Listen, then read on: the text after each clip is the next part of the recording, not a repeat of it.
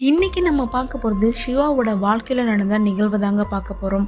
சிவா பார்த்தீங்கன்னா சென்னையில் உள்ள ஒரு ஐடி கம்பெனியில் வேலை செஞ்சுட்டு இருந்திருக்காருங்க.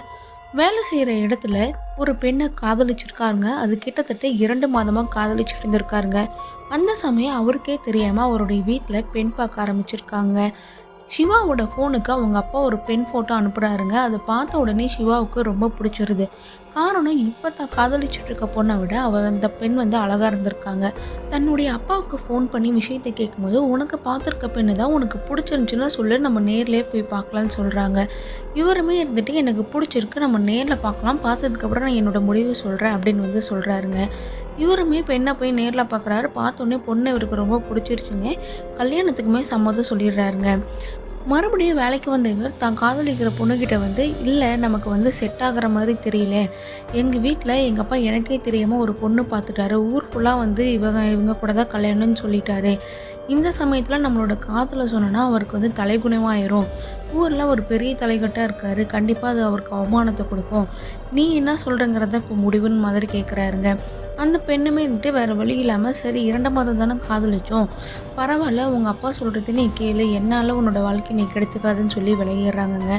இவருமே அந்த நித்யாங்கிற பொண்ணை தாங்க பார்த்துருக்காங்க. அந்த பெண்ணையே இவர் திருமணம் செஞ்சுக்கிறாருங்க. இருவருக்குமே பார்த்திங்கன்னா திருமணம் ஆயிருதுங்க. கல்யாணம் ஆகி ஒரு 7 மாதம் பார்த்திங்கன்னா அவங்க கர்ப்பிணியாக இருக்காங்க. அந்த சமயம் அடுத்த நாள் அவங்களுக்கு வளகாப்புங்க. அதனால் எல்லாருமே வெளியே கூப்பிட்றதுக்காக போயிடுறாங்க. வீட்டில் பார்த்திங்கன்னா நித்யா மட்டும்தாங்க இருந்திருக்காங்க. அந்த சமயம் ஒரு பயங்கரமான அலறல் சத்தம் நித்யாவோட வீட்டிலேருந்து கேட்டிருக்குங்க. அக்கம் பக்கத்தில் இருக்கவங்களாம் அலறிச்சு ஓடி உள்ளே பார்க்குறாங்க. பார்த்தா இவங்க நித்யா உடல் முழுவதுமாக நெருப்பில் எரிஞ்சிட்டு இருந்திருக்காங்க. இதை பார்த்த உடனே அக்கம் பக்கத்தில் இருக்கவங்களாம் துணியெல்லாம் போட்டு அவங்கள ஒரு வழி பண்ணி ஹாஸ்பிட்டல் கூப்பிட்டு போகிறாங்க. அங்கே பார்த்த டாக்டர் இவங்க வர வழியிலே இறந்துட்டா சொல்கிறாங்கங்க. இந்த விஷயம் வீட்டில் இருக்க எல்லாத்துக்கிட்டையுமே அக்கம் பக்கத்தில் இருக்கவங்க ஃபோன் பண்ணி சொல்கிறாங்க. எல்லாருமே பதறி அடிச்சுட்டு தாங்க வராங்க. யாராலையுமே இது ஏற்றுக்க முடியலைங்க. திடீர்னு இப்படி தீ பிடிச்சி எரியறதுக்கு என்ன காரணம்? ஏதாவது தற்கொலை பண்ணிக்கிறதுக்கு முயற்சி செஞ்சாலால் எல்லாருமே அவங்களோட ஃபோனு, அங்கே இருக்க ஏதாவது லெட்டர் எழுதி வச்சுருக்காங்களான்னு செக் பண்ணுறாங்க. அந்த சமயம் நித்யாவோட ஃபோனில் ஒரு வாய்ஸ் ரெக்கார்டு இருக்குங்க. அதை கேட்கும்போது அதில் அவங்க என்ன சொல்கிறாங்கன்னா, என்னுடைய நிலைமைக்கு நான் மட்டும்தான் காரணம், எனக்கு இந்த உலகத்தில் வாழ பிடிக்கல, தயவு செஞ்சு யாருமே யார் மேலேயும் தப்பு சொல்லாதீங்க, இதுக்கு முழுக்க முழுக்க நான் மட்டும்தான் பொறுப்பு இந்த முடிவுக்குன்னு சொல்லி அந்த வாய்ஸ் ரெக்கார்டு இருக்குங்க. இதை கேட்டவுடனே எல்லாருக்குமே ஒன்றுமே புரியலைங்க. காரணம், இவங்க எல்லாருக்கிட்டையுமே நல்லதாங்க பழகிட்டு இருந்திருக்காங்க. இவங்க சோகமாக இருக்க மாதிரி யாருக்குமே எதுவுமே தெரியலைங்க. அவங்க அம்மாவுமே பிள்ளையே இதுக்கப்புறம் சொன்னதுக்கப்புறம் நம்ம என்ன போய் மேற்கொண்டு பண்ண முடியும்ன்ட்டு அவங்களுமே பண்ண வேண்டிய சடங்குலாம் பண்ணி அவங்கள அடக்கம் செஞ்சிடுறாங்க. கிட்டத்தட்ட நித்யா இறந்து ஒரு 2 வாரம் இருக்குங்க. சிவா வேலைக்கு போகாமல் 1 மாதம் விடுப்பில் வீட்டில் தாங்க இருக்காங்க. அந்த சமயம் இவர் வீட்டில் தன்னுடைய அறையில் ஃபோன் பார்த்துட்டு இருந்திருக்க சமயம் ஏதோ ஒரு கருகன வடை மாதிரி இவருக்கு வந்திருக்குங்க. இவர் உடனே அறையில் இருந்துட்டு தன்னுடைய அம்மா கிட்ட, கிச்சனில் ஏதாவது வச்சுருக்கீங்களா, ஏதோ கருகுன வடை மாதிரி வருது அப்படின்னு கேட்குறாருங்க. அவங்க அம்மா இருந்துட்டு, கிச்சன்லலாம் நான் எதுவுமே வைக்கல, எந்த ஸ்மெல்லும் எங்களுக்கு வரல அப்படின்னு சொல்கிறாங்க. இவருமே இருந்துட்டு, ஆனால் அவருக்கு அப்பயுமே வாடை வருதுங்க. உடனே ஜன்னல் திறக்கிறாரு, பக்கத்தில் ஏதாவது ஸ்மெல் வருதான்னு பார்க்குறாரு. ஜன்னல் திறந்தால் ஒரு 5 நிமிஷத்தில் எந்த ஒரு வாடகை இல்லைங்க. அதனால் இவருமே அது பெருசாக எடுத்துக்கலங்க. இரவு இவர் தூங்கிட்டு இருக்காருங்க. அப்பயுமே பார்த்தீங்கன்னா திடீர்னு ஒரு மாதிரி கருகுன வாடை வருதுங்க. எந்திரிச்சு பார்க்குறாரு, இவரால் அந்த அறையில் இருக்கவே முடியலைங்க. உடனே வெளியே அப்பாவும் அம்மாவும் பார்க்குறாங்க. ஆனால் அவங்க 2 பேருமே பார்த்தீங்கன்னா எந்த ஒரு இதுவுமே இல்லாமல் நல்லா தூங்கினா எப்படி இருக்காங்களோ அந்த மாதிரி தாங்க தூங்கிட்டு இருந்திருக்காங்க. அவங்க 2 பேத்துக்குமே அந்த மாதிரி வாடை வர மாதிரி எதுவுமே தெரியலைங்க. இது என்ன வாடை நமக்கு மட்டும் வருது, இவ்வளோ கருகன வாடை வருது, ஆனால் 2 பேருக்குமே எதுவுமே தெரியாமல் தூங்கிட்டு இருக்காங்களேன்ட்டு இவருமே குழப்பத்தோடு தன்னோட அறைக்கு போய் தூங்குறாருங்க. அடுத்த நாள் இரவு இவர் சரி அம்மாவை நம்ம கூட படுக்க வச்சுக்கலாம், ஒருவேளை நம்ம அறையில் மட்டும்தான் அந்த மாதிரி வாடை வருதான்னு தெரியல, அம்மா இங்கே படுத்தாங்கன்னா கண்டிப்பாக அவங்களுக்குமே தெரியும் அப்படின்ட்டு இந்த மாதிரி தன்னுடைய அம்மா கிட்ட இன்றைக்கி இதுக்கப்புறம் இரவு என் கூடயே நீங்கள் தூங்குங்க, எனக்கு தனியாக படுக்க பிடிக்கல அப்படின்னு சொல்லியிருக்காருங்க. இதை சிவாவோட அம்மாவுமே சரி நான் இதுக்கப்புறம் உன் கூடயே தூங்குறேன்னு சொல்லிட்டு இரவு பார்த்திங்கன்னா கீழே அவங்க அம்மா படுத்துக்கிறாங்க. மேலே அவருங்க பெட்டில் படுத்திருக்காருங்க. சரியா ஒரு இரவு நேரத்தில் பார்த்திங்கன்னா மறுபடியுமே வாடை வருதுங்க. வாட வரவும் இவர வந்து முழிச்சுக்கிறாருங்க. முழிச்சுட்டு தன்னுடைய அம்மாவ பார்க்குறாருங்க. அவங்க அம்மா வந்து எந்த ஒரு அசைவுமே இல்லாம தூங்கிட்டு தாங்க இருந்திருக்காங்க. இது என்ன நமக்கு மட்டும் அடிக்கடி இந்த மாரி வாட வருதேன்னு நெனச்சுக்கிட்டு, இவருக்கு ஒரு மாரி மூச்சு விடுறதுக்கு சிரமமா இருக்கனால, சரி வெளிய போய் தண்ணி குடிச்சிட்டு வரலான்னு கிச்சனுக்கு போய் தண்ணி குடிச்சிட்டு வராருங்க. உள்ள வந்தவர் பார்த்தீங்கன்னா, தன்னுடைய பெட்ல யாரோ படுத்திருக்க மாரி அவருக்கு தோணுதுங்க. யாருன்னு அவர் பார்க்கும்போது, தன்னுடைய அம்மாவான்னு பார்க்கும்போது, அவங்க அம்மா இல்லங்க. அவங்க அம்மா வந்து கீழ தான் படுத்துட்டு இருந்திருக்காங்க. 2 நிமிஷம் அங்கேயே நின்னு பார்க்குறாருங்க. ஆனா, அங்க யாரோ படுத்திருக்க மாரியே தெரியுதுங்க. இவரு உடனே லைட்ட போட்டு பார்க்குறாரு. லைட்ட போட்டோனே டக்குனு அங்க வந்து எதுவுமே இல்லாத மாரி தாங்க இருக்கு. இவர் கொஞ்சம் பயத்திலேயே போய் உள்ள போய் தூங்குறாருங்க. இவருக்கு தன்னை சுத்தி என்ன நடக்குதுன்னே புரியாம ஒரு குழப்பத்திலேயே சரியா தூக்கம் இல்லாம தாங்க படுத்திருக்காரு. அடுத்த நாள் வந்து அவங்க அம்மாகிட்ட இருந்துட்டு, "நான் கொஞ்ச நேரம் என் ஃப்ரெண்ட்ஸ் கூட வெளிய இருந்துட்டு வரேன். எனக்கு இங்க இருக்க ஒரு மாதிரியா இருக்குன்னு" சொல்லிட்டு வெளிய போறாருங்க. வெளிய போய் ஃப்ரெண்ட்ஸ் கூட மதியத்துக்கு மேல தாங்க போறாங்க. அங்க கூட எல்லாம் கொஞ்ச நேரம் பேசிட்டு இரவு தாங்க வராரு. கொஞ்சமா மது அருந்திட்டு வந்திருக்காருங்க. அ இது வந்து அவங்க அப்பாவுக்கும், அம்மாவுக்கும் தெரியாதுங்க. அவங்க தூங்குனதுக்கப்புறம் போலான்ட்டு இவருமே நெனச்சிருக்காருங்க. 2 பேருமே பார்த்தீங்கன்னா, தூங்கிட்டு தாங்க இருந்திருக்காங்க. இவருமே போய் பெட்ல போய் படுத்துக்கிட்டாருங்க. அந்த சமயம் இவருக்கு தூக்கமே வரலங்க. சரி கொஞ்ச நேரம் ஃபோன பார்க்கலாமேன்னு ஃபோன் எடுத்துட்டு பார்த்துட்டு இருந்திருக்காரு. அப்போ பக்கத்துல யாரோ இவர பார்த்து மொறச்சிட்டு இருக்க மாரி ஒரு உணர்வு இவருக்கு ஏற்படுதுங்க. உடனே திரும்பி பார்க்கும்போது அவங்க அம்மா வந்து பக்கத்துல படுத்துக்கிட்டு இவர பயங்கரமா மொறச்சிட்டு இருந்திருக்காங்க. இவரு "என்னாச்சும்மா? ஏம்மான்னு?" கேட்கும்போது அவங்க எந்த பதிலுமே பேசாம மொறச்சிக்கிட்டே இருந்திருக்காங்க. 2, 3 டைம் கேட்கவும் எந்த பதிலும் வராதனால, "என்னாச்சு உங்களுக்கு?" அப்படின்னு ஒரு மாரி கத்திட்டு கேட்டுருக்காருங்க. அப்போ கீழ படுத்திருந்தவங்க அம்மா எந்திரிச்சு, "ஏன்ப்பா இப்படி கத்துற? ஏதோ பயந்துக்கிட்டியான்னு?" கேட்குறாங்க. இத கேட்டதுக்கப்புறம் தாங்க அவருக்கு இன்னுமே பயம் வருது. காரணம் பார்த்தீங்கன்னா, தான் பக்கத்தில படுத்திருந்தது வந்து அவங்க அம்மாவே கிடையாதுங்க. லைட்ட போட்டு பார்க்கும்போது அவங்க அம்மா கீழ தாங்க இருக்காங்க. இவருக்கு கை கால்லாம் ஒரு மாரி வெல வெலன்னு போக ஆரம்பிச்சுருச்சுங்க. "ஆமாம்மா, நான் ஒரு கெட்ட கனவு தான் கண்டேன். நீங்க வந்து என் பக்கத்தில படுங்க. எனக்கு இங்க படுத்துருக்கிறதுக்கு ஒரு மாதிரியா இருக்குமா" அப்படின்னு வந்து சொல்றாருங்க. அவங்க அம்மாவுமே பக்கத்துல போய் படுக்குறாங்க. இவங்க வந்து குழப்பத்தோடயே தாங்க அந்த இரவு வந்து அவருக்கு போகுது. இத இவரு வந்து தன்னுடைய ஃப்ரெண்ட்ஸுங்கள்ட்ட எல்லார்கிட்டயுமே வந்து சொல்றாருங்க. வீட்ல என்னால இருக்க முடியல. எனக்கு இந்த மாரிலாம் நெறைய நிகழ்வு வருது. எனக்கு கொஞ்சம் கூட இருக்க புடிக்கல. நானுமே இப்ப மேல போயிருவேனோன்னு எனக்கு பயமா இருக்குன்னு சொல்லி புலம்புறாங்க. உடனே அவங்க ஃப்ரெண்ட்ஸ்லாம் சொல்றாங்க, "நீ வீட்ல இருக்கனால தானே உனக்கு இந்த பிரச்சனை. நீ பேசாம சென்னையே போயிரு. சென்னை போயிட்டீன்னா உனக்கு இந்த மாரிலாம் பிரச்சனை வராது. நீ அங்க போய் உன்னோட வேலைய பாரு" அப்படின்னு வந்து சொல்றாங்க. ஃப்ரெண்ட்ஸ் சொல்றது தான் ஒரு நல்ல ஐடியாவும் தோணுதுங்க. இருந்தாலுமே 1 மாசத்துக்கு முன்னாடி போறதுக்கு எனக்கு மனசு வரல. 1 மாசம் நான் கஷ்டப்பட்டு ஒரு 2 வாரம் போயிடுச்சு. இன்னும் ஒரு 2 வாரம் நான் இருந்துட்டேன்னா, அதுக்கப்புறம் நானு சென்னையே போயிருவேன் அப்படின்னு வந்து சொல்றாருங்க. அன்னைக்கு இரவுமே ஃப்ரெண்ட்ஸ் கூட கொஞ்சம் ட்ரிங்க்ஸ் பண்ணிட்டு, சரி லேட்டா போலான்ட்டு வீட்டுக்குமே வந்து லேட்டா தாங்க போறாரு. பைக்ல தாங்க போயிட்டுருக்காரு. அந்த சமயம் பார்த்தீங்கன்னா, கொஞ்சம் வேகமா போறாருங்க. அப்போ ஒரு குரல் மட்டும் கேட்குதுங்க. மாசமா இருக்க பிள்ளை பின்னாடி உட்காந்துட்டு வர, இவ்ளோ வேகமா போனீங்கன்னா, நான் தடுமாறி விழுந்துருவேனே! உங்களுக்கு கொஞ்சம் கூட என் மேல அக்கறையே இல்லையா? அப்படிங்கிற மாரி ஒரு குரல் கேட்குதுங்க. இது கேட்டவுனே அவருக்கு ஒரு மாதிரி தூக்கி வாரி போட்டுருச்சுங்க. கண்ணாடிய பார்க்குறாருங்க. கண்ணாடியில பின்னாடி யாருமே இருக்க மாதிரி தெரியலங்க. ஆனா, அவங்க தன்னோட மனைவியோட பேச்சு குரல் மட்டும் அவங்களுக்கு வந்துகிட்டே இருக்குங்க. இவர் பயத்துல வேகமா வந்து வண்டி ஓட்டுறாருங்க. ஓடுனோனே சடனா ஒரு இடத்துல பார்த்தீங்கன்னா, வண்டி நின்றுதுங்க. இதுக்கு மேல வந்து நம்ப நிக்கிறது வந்து நமக்கு பாதுகாப்பல்லான்ட்டு இவரு பின்னாடி திரும்பி கூட பார்க்கலங்க ஒரு கட்டத்துலயும். வேகமா தன்னுடைய வீட்டுக்கு வந்து நடைய கட்டிட்டு போறாருங்க. போனவருக்கு ஒரு மாரி குளிர் ஜுரம் வந்துருச்சுங்க. தன்னுடைய அம்மாவ கட்டி பிடிச்சுட்டு தூங்கிர்றாருங்க. கொஞ்ச நேரம் தூங்குனவரு, ஒரு 3 மணி பக்கமா இவருக்கு வந்து முழிப்பு வந்துருதுங்க.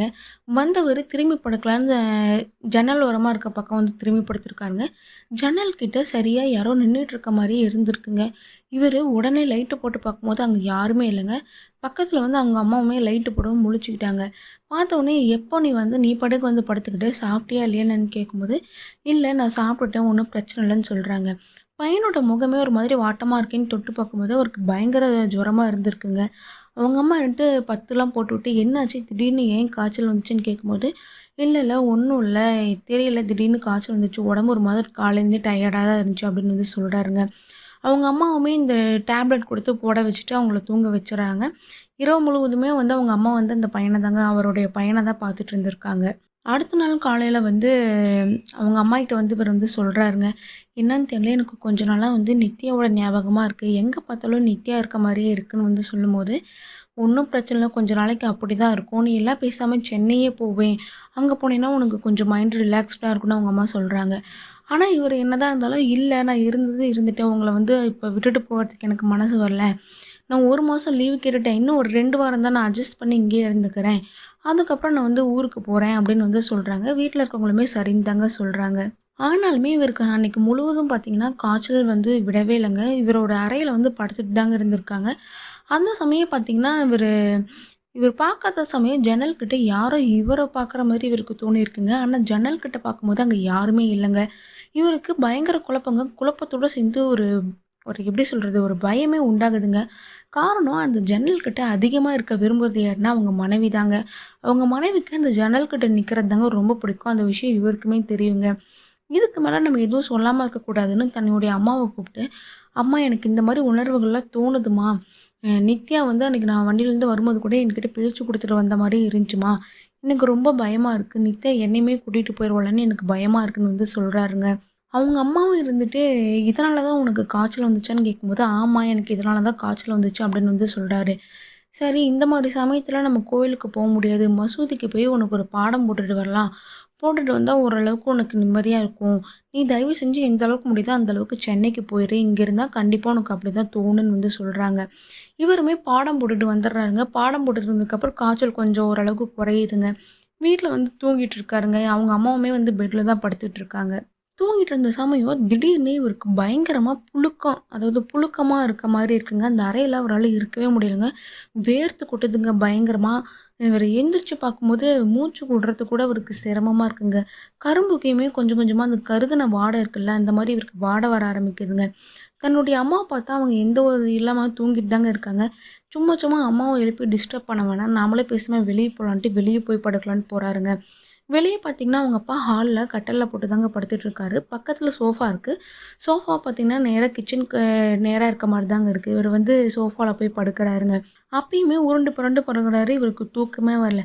கிச்சன் பக்கத்தில இருக்கும்போது திடீர்னு பயங்கரமா ஒரு கருகுன வாடை வருதுங்க. ஏதோ ஒரு எரிஞ்சதுன்னா எப்படி இருக்குமோ, அந்த மாரி வாடை வருதுங்க. இவர் வந்து சடனா கிச்சன தாங்க பார்க்குறாரு. அங்க இருட்டா இருக்கனால தன்னோட ஃபோன்ல இருக்க லைட்ட வச்சு பார்க்குறாருங்க. அங்க பார்த்தோனே நித்யா வந்து எரிஞ்சிட்டு இருக்க மாதிரி இவருக்கு தோணுதுங்க. இவரு அலறி அடிச்சு எந்திரிச்சு அப்பாவையும், அம்மாவையும் கூப்பிடுறாங்க. அவங்க 2 பேருமே எந்திரிச்சு வந்துடுறாங்க. என்னாச்சு, என்னாச்சுன்னு கேட்கும்போது, "இல்ல அங்க நித்யா வந்து எரிஞ்சிட்டு இருக்கா. அவள காப்பாத்துங்க, காப்பாத்துங்கன்னு" வந்து இவரு பித்து புடிச்ச மாரி பேச ஆரம்பிச்சுடுறாருங்க. அவங்க அப்பாவும், அம்மாவும், "நீ தேவையில்லாம குழம்பிட்டு இருக்க. நித்யா செத்து போயிட்டா. செத்து போனவ மறுபடியும் எப்படி வந்து எரிவா?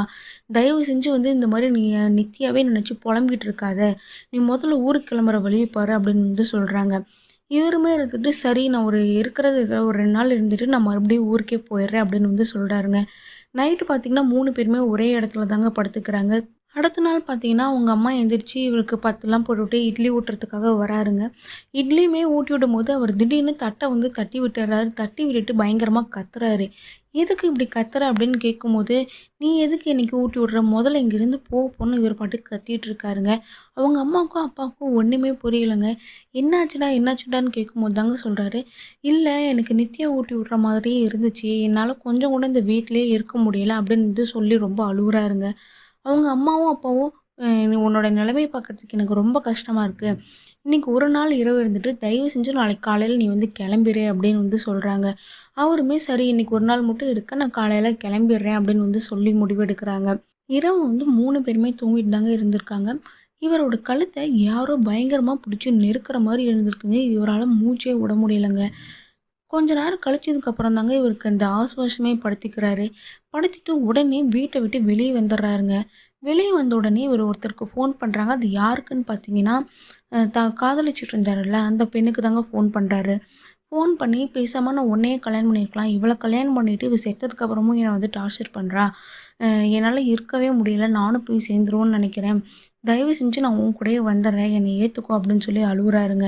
அந்த பெண்ணுமே இருந்துட்டு ஆறுதல் சொல்லி, "இப்ப எதுவும் பேச வேணாம். போய் படுங்க. எதா இருந்தாலும் காலையில பேசிக்கலாம்னு" சொல்லி ஃபோன வச்சுடுறாங்க. உள்ள வந்த இவரு தூங்காமயே அப்படியே படுத்திருக்காருங்க. அடுத்த நாள் காலையில நான் என்னோட ஃப்ரெண்ட்ஸ பார்க்க போறேன் அப்படின்னு சொல்லிட்டு ஃப்ரெண்ட்ஸ பார்க்க போயிறாருங்க. அந்த சமயம் பார்த்தீங்கன்னா, இவருடைய வீட்டுக்கு வந்து நித்யாவோட தம்பி வராங்க. தம்பி வரத பார்த்துட்டு சிவாவுமே வந்து வீட்டுக்கு வந்துடுறாரு. வந்து இவங்கலாம் பேசிட்டு இருக்கும்போது சிவா வந்து சொல்றாரு, என்னோட ஃபோன் வந்து ஸ்விட்ச் ஆஃப் ஆயிடுச்சு. உங்க ஃபோன குடுங்க. நான் அம்மாகிட்ட கொஞ்சம் பேசிட்டு வந்துடுறேன்" அப்படின்னு வந்து சொல்றாருங்க.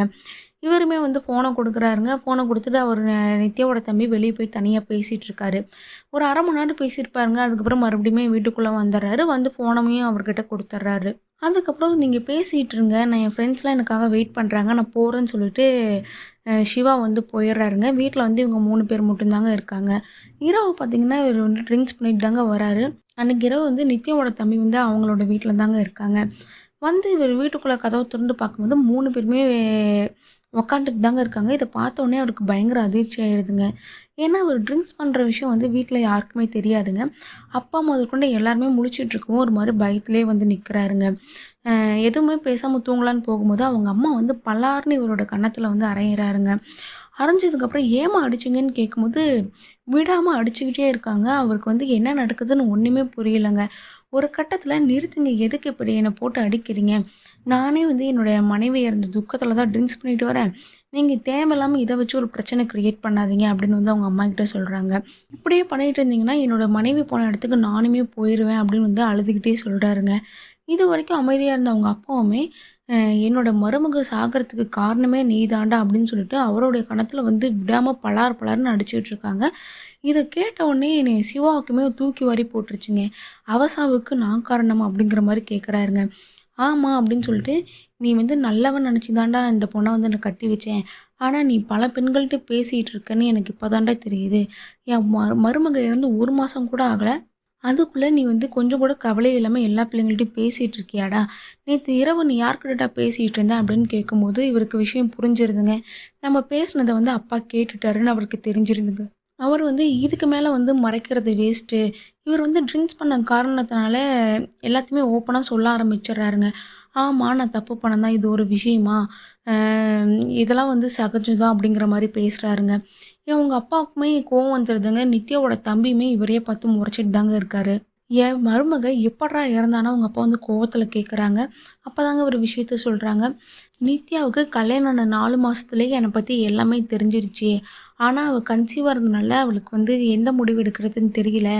அ எனக்கு அவ சொல்லும்போதே சொன்னா, குழந்தைக்காக மட்டும் தான் உனக்கு நான் ஒரு சான்ஸ் குடுக்குறேன். இந்த சான்ஸ நீங்க கரெக்ட்டா யூஸ் பண்ணிக்கிட்டீங்கன்னா, நம்ம என் கூட சேர்ந்து வாழலாம். இல்ல உங்களுக்கு அவங்க தான் முக்கியம்னா நீங்க சொல்லுங்க. நான் இப்பயே விளங்கிக்கிறேன்னு" வந்து என்கிட்ட நித்யா கேட்டா. நான் இருந்துட்டு "இல்ல நான் பண்ணதெல்லாம் தப்பு தான். இதுக்கப்புறம் நான் கரெக்ட்டா இருக்கேன்னு" சொல்லி நான் அவ கூட காம்ப்ரமைஸ் பண்ணேன். இருந்தாலுமே என்னதான் நான் சொன்னாலுமே என்கிட்ட பிள்ளைங்கள்ட்ட பேசாம இருக்க முடியல. அவளுக்கு தெரியாம நான் மறுபடியுமே பேச ஆரம்பிச்சேன். கரெக்ட்டா வளகாப்புக்கு 1 வாரத்துக்கு முன்னாடி நான் ஊருக்கு வரும்போது, அவ என் ஃபோன பார்க்கும்போது எல்லா விஷயத்தையுமே அவ கண்டுபிடிச்சுட்டா. நான் வந்து மறைச்சிருந்துமே அவளுக்கு எல்லா விஷயமும் தெரிஞ்சிருச்சு. அவ வந்து 1 வாரம் யார்கிட்டயும் பேசாம அழுதுகிட்டே தான் இருந்தா. நான் எவ்வளவோ அவள்ட்ட பேச முயற்சி செஞ்சேன். ஆனா, அவ என் பேச்ச கொஞ்சம் கூட கேட்கல. நானும் சரி வளகாப்பு முடியட்டும்ன்ட்டு நானும் பேசிக்கலான்னு விட்டுட்டேன். ஆனா, திடீர்னு யாரும் இல்லாத நேரம் பார்த்து இப்படி அவளே வந்து எரிஞ்சுப்பான்னு எனக்கு தெரியல, அப்படின்னு சொல்றாருங்க. இத கேட்ட 3 பேருக்குமே தூக்கி வாரி போட்டுருச்சுங்க. அப்போ சிவாவோட அப்பா சொல்றாங்க, "எனக்கு நேத்து நீ பேசும்போதே தெரியும். அதனால தான் உன்னோட ஃபோன வாங்கி நான் நித்யாவோட தம்பிய செக் பண்ண சொன்னேன். அவனும் பார்த்துட்டு வந்து நீ பண்ண எல்லா லீலைகளையுமே சொல்லிட்டான்னு" சொல்லி அவங்க ரொம்ப அழுவுறாருங்க. "அநியாயமா ஒரு மாசமா இருக்க பிள்ளை வந்து உன்னால வந்து இப்படி செத்து போச்சே! நீயே இதுக்கு பேசாம செத்து போயிருக்கலாமேன்னு" வந்து அவர் கோவத்துல கத்துறாருங்க. சிவாவோட அப்பா பார்த்தீங்கன்னா, 2 பேரும் "நீங்க வெளிய இருங்க. இவங்கிட்ட நான் ஒரு முக்கியமான விஷயம் பேசணும்னு" சொல்லி அவங்க 2 பேத்தையும் வெளிய போ சொல்றாருங்க. போனதுக்கப்புறம் இவர் வந்து டோர வந்து லாக் பண்ணிக்கிறாருங்க. லாக் பண்ண ஒரு 5 நிமிஷத்துலயே பார்த்தீங்கன்னா, சிவா வந்து பயங்கரமா கத்துற சத்தம் கேட்குதுங்க. 2 பேருமே கதவ தட்டவும் இவர் போய் தொறக்குறாரு. உள்ள போய் பார்த்தவங்களுக்கு அதிர்ச்சிங்க. காரணம் பார்த்தீங்கன்னா, அவர் வந்து ரத்த வெள்ளத்துல வந்து படுத்துட்டு இருந்திருக்காருங்க. வலியில துடிச்சுட்டு இருந்திருக்காரு. "ஏங்க இப்படி பண்ணீங்க?" அப்படின்னு வந்து சிவாவோட அம்மா கேட்கும்போது, "ஆமா, என்னோட மருமகளோட வாழ்க்கைய அழிச்சுட்டான். என்ன காரணத்துக்காக இவன் எல்லா பெண்கள்ட்டயுமே பேசிட்டு இருந்தானோ, இப்ப அது இல்லாமயே ஆயிடுச்சு. இதுக்கப்புறம் இவன்கிட்ட ஒரு பெண் சீண்டுவாளா? இல்ல இவன் தான் போய் மத்தவங்கள்ட்ட பேசுவானா?" அப்படிங்கிற மாதிரி கேட்குறாருங்க. உடனே ஒரு ஹாஸ்பிட்டலுமே கூட்டு போறாங்க. அவங்களுக்கு இவருக்கு செய்ய வேண்டியது எமர்ஜென்சிலாம் செஞ்சுட்டு, அதுக்கப்புறம் வந்து இந்த மாரி கேட்குறாங்க. எதனால இப்படி ஆனுச்சுன்னு கேட்கும்போது, அவர் வந்து உண்மைய சொல்லலங்க. "இல்ல நானே தான் வந்து அளவுக்கு அதிகமான ட்ரிங்க்ஸ்ல இருந்தனால, நானே இப்படி பண்ணிக்கிட்டேன்" அப்படிங்கிற மாதிரி சொல்றாருங்க. அதுக்கப்புறம் அவருக்கு பண்ண வேண்டிய அறுவை சிகிச்சைலாம் பண்ணிட்டு வீட்டுக்கு அனுப்பிடுறாங்க.